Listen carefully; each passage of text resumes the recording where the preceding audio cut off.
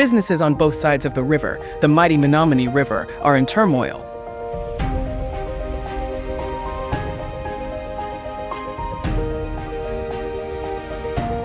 Opening a year ago, Milwaukee Rip's production center stores their sound equipment, sets, props, costumes, and more. Now it's all destroyed by flood and sewage water, estimating damages that will likely exceed $5 million, surpassing its flood insurance limits.